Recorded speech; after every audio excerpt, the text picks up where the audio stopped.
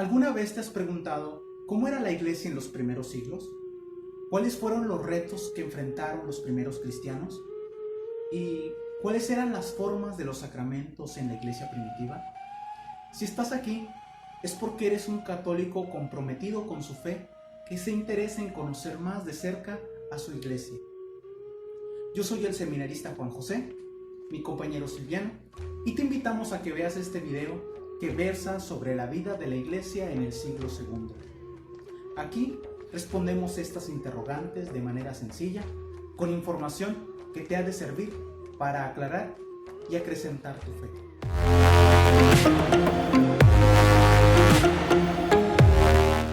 Historia de la Iglesia, siglo II. Las comunidades cristianas vivían su fe en un ambiente mayoritariamente pagano, y, sin embargo, aumentaba por la gracia de Dios el número de los creyentes. El cristianismo viene de Oriente y se está extendiendo a Occidente. Los cristianos se reúnen, rezan, comparten sus bienes, son respetuosos, recatados, demasiado honestos. El mundo romano no ve con buenos ojos a los cristianos. Sucesos. Se creía que los cristianos eran ateos, porque no participaban en el culto a los dioses oficiales ni en el culto idolátrico al emperador. También se decía que los cristianos daban culto a un asno o a un bandido condenado a muerte en una cruz. Se creía que los cristianos practicaban el incesto.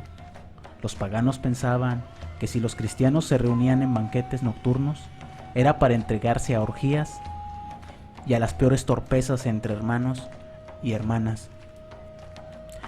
Se pensaba que los cristianos eran antropófagos. Por no comprender la Eucaristía, los paganos pensaban que el cuerpo que comen y la sangre que beben eran los de un niño sacrificado ritualmente. Se creía también que los cristianos son unos pobres hombres ignorantes y pretenciosos, y que los cristianos son malos ciudadanos porque no participan en el culto de la ciudad ni en el culto imperial.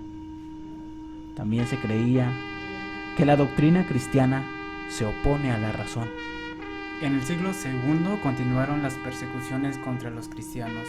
Podemos encontrar diferentes emperadores quienes atentaron contra la vida de estos, pero consideramos dos emperadores importantes. La primera, Trajano, que consideraba el cristianismo como una religión lícita.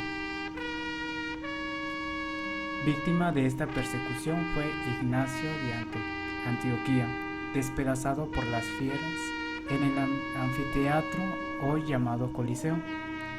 Trajano condenaba a los que se afirmaban como cristianos. El segundo emperador fue Marco Aurelio. Fueron condenados en Roma el apologista Justino y en Esmirna el obispo Policarpo, que fue discípulo de Juan y catequista de Irineo. Brotes de herejía en este siglo. Herejía docetista. Estas personas afirmaban que Cristo no era hombre, sino que solo tenía apariencia de hombre. El gnosticismo. El punto de arranque de esta corriente constituía el anhelo de resolver el problema del mal. Esta herejía fue difundida en el siglo II por Marción. Distingue el Dios del Antiguo Testamento, creador y malo, del Dios del amor que nos revela Jesús. Montanistas. Apareció el año 170 cuando Montano, después de recibir el bautismo, comenzó a anunciar que era profeta del Espíritu Santo y que este Espíritu iba a revelar por su conducto a todos los cristianos la plenitud de la verdad. Respuesta de la Iglesia.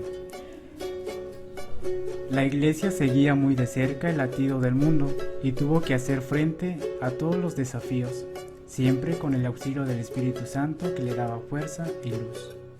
Dad al César lo que es del César y a Dios lo que es de Dios. Los dos apóstoles, Pedro y Pablo, desarrollaron en sus cartas toda una catequesis sobre los deberes del cristiano frente a la autoridad pública, que sirvió de pauta a los fieles en sus actitudes ante el Imperio Romano. La Iglesia no se quedaba callada. Emergen los padres apostólicos Entre ellos tenemos a San Ignacio de Antioquía, San Policarpo, Papías, San Irineo de León. Estos padres apostólicos profundizaron las enseñanzas de Cristo. Por otro lado, tenemos también los padres apologistas, quienes defendieron a la Iglesia de las acusaciones. Entre ellos podemos encontrar a Orígenes, San Justino y Tertuliano. A cada una de estas herejías la Iglesia respondió. Contra los docentistas reaccionó Ignacio, obispo de Antioquía,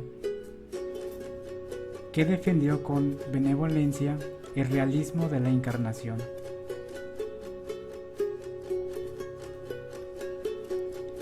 Contra Marción reaccionó San Ireneo, defendiendo la unidad de Dios en el Antiguo y Nuevo Testamento y la salvación completa del hombre, cuerpo y alma, realizada por Jesucristo, verdadero Dios y verdadero hombre. ¿Cómo celebraban los sacramentos y la Cuaresma? El bautismo. Los apóstoles bautizaron a todos los que tenían fe en Jesús. Posteriormente, ya se exigió un periodo específico de preparación llamado catecumenado. El catecúmeno debía saber de memoria el credo. Se le instruía además en la doctrina cristiana, en los ritos, oraciones y cantos. La Eucaristía. La Eucaristía, como era el sacramento instituido por Jesús, no se celebraba ni en el templo ni en las sinagogas, sino en casas de familias. Al inicio, la Eucaristía se celebraba solo el día del Señor, es decir, los domingos. San Justino Mártir nos deja un precioso testimonio que dice que el domingo se reúnen los fieles cristianos, se leen las memorias de los apóstoles, en este caso los evangelios y algunos profetas. El sacramento de la penitencia solamente para los pecados graves y una vez en la vida. El cristiano se confesaba con el obispo. Conclusión. La Iglesia, con la asistencia del Espíritu Santo, iba poco a poco llevando a cabo la misión encomendada por Jesucristo. Los cristianos iban con el ejemplo y con la palabra, defendiendo su fe cristiana y llevando esa fe por donde iban. Para concluir, les recordamos que esta es una secuencia de videos que hablan acerca de la historia de la Iglesia a lo largo de los siglos. Entonces, los invitamos a ver el siguiente video que habla acerca de la vida de la Iglesia en el siglo III.